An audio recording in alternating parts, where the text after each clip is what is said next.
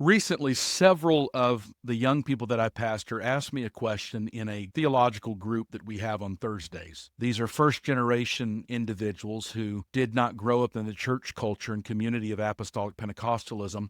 And they brought forth the question that when they first began to get around Pentecostal youth groups, meeting new people, they were almost immediately asked something that at the time they did not quite know to answer. They were asked, in many places they went, "Who are you with?" And they weren't asking what church they attended. What was being asked was, what organization are you a part of? Are you independent? Are you UPC? Are you WPF? Are you, and the list goes on. But the question is what group are you a part of? On the surface, that question seems harmless. And sometimes it's just shorthand for figuring out doctrinal alignment or fellowship. But underneath that question, there can sometimes be a deeper assumption that our spiritual identity or our young people's identity is determined by an organization. And if we're not careful, a culture can slowly form where believers begin sorting each other into camps and tribes before they even get to know one another. But the early church didn't introduce themselves by organizations. They didn't say, "I'm a part of the Jerusalem Fellowship Network," or "We're Antioch Ministry International." They simply said that they were disciples of Jesus Christ. Their identity wasn't institutional, it was Christ-centered. In fact, Paul had to correct this very same mentality in Corinth when believers started dividing themselves by leaders. Some were saying, "I'm of Paul," some said, "I'm of Apollos," some said, "I am Cephas." And Paul asked a piercing question I would ask each of us: is Christ divided? In other words, mine and your identity is not supposed to come from an organization or camp that you belong to, but from the Christ you belong to. Now, organizations can be helpful. They can provide fellowship, accountability, missions, training, and resources,